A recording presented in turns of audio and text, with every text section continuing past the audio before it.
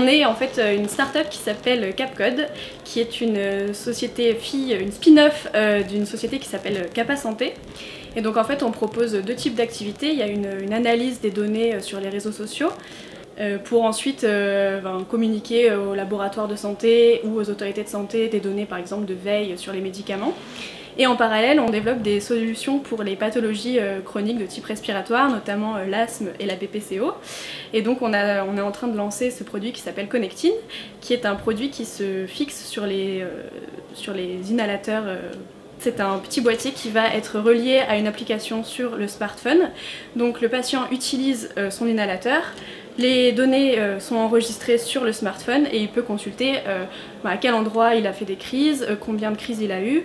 L'idée pour le patient c'est de mieux comprendre sa maladie, de mieux réussir à la gérer et pour le médecin à côté c'est de gagner du temps au moment de la consultation plutôt que de poser des questions au patient et le patient va dire je me souviens plus vraiment de quand est-ce que j'ai eu des crises.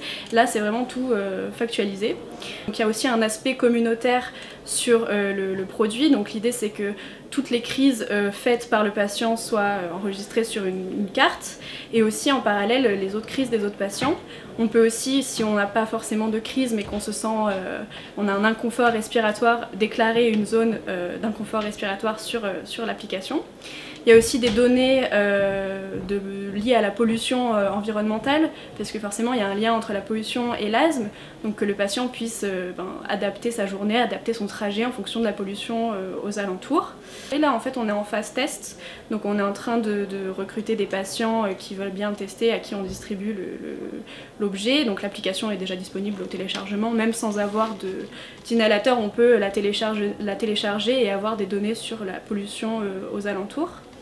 Et donc l'idée c'est de tester sur environ 100 patients pendant les 3 prochains mois et ensuite avec ces données d'essayer de se faire rembourser par des mutuelles ou de passer peut-être par des laboratoires aussi pour faire un package avec la ventoline par exemple.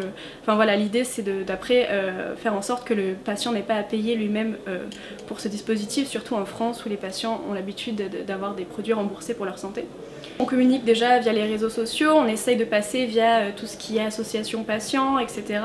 Bien sûr, l'idée aussi c'est d'en parler aux médecins. On a aussi d'autres solutions liées à l'asthme en parallèle et donc l'idée ce serait aussi que le médecin puisse proposer une offre complète, une offre d'éducation thérapeutique et une offre donc avec ce produit.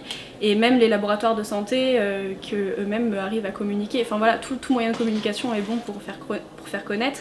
Mais pour l'instant c'est principalement les réseaux sociaux et les associations patients.